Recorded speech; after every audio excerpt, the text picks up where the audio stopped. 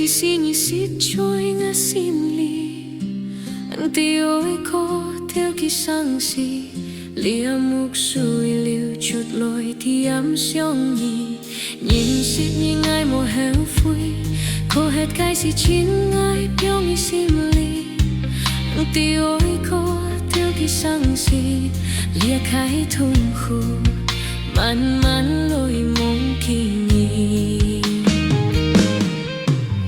nhìn lối trôi ngã sim li ngày thung khu chim bụi nhì tô mây chiều khai liên trình khát có một phân chim xiong biếng biếng ngân khói xiong treo treo lối anh xiong nhì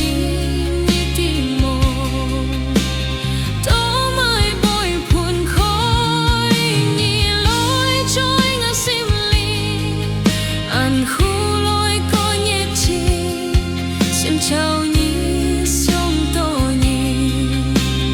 tan xa thôn ha hi sông khói kiến bù nhẹ suy tràn ăn mong kỳ nhí ôm nhí hao lối phồn hi nhí khói lộc lối cả kỳ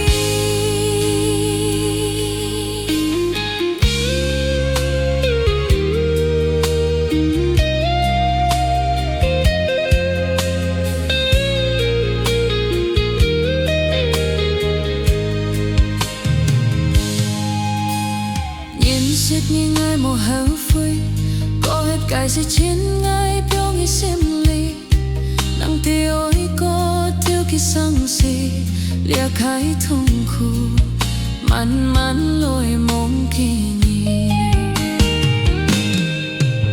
nhìn lối trôi ngã xem ly ngày thung khu chim bụi nhì tô mây chiều khai liên trình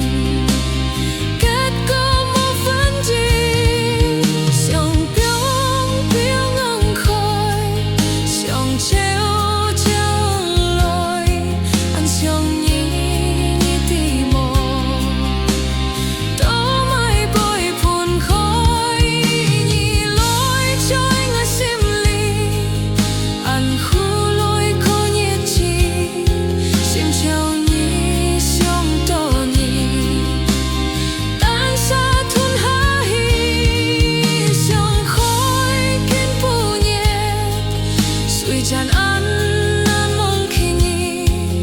bốc nhì hao lối phồn hi nhì khói lộc lối cả kỳ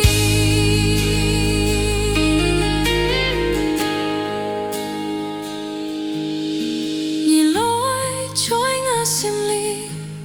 ngày thung khu chim bụi nhì tô mây chiều khai liên trình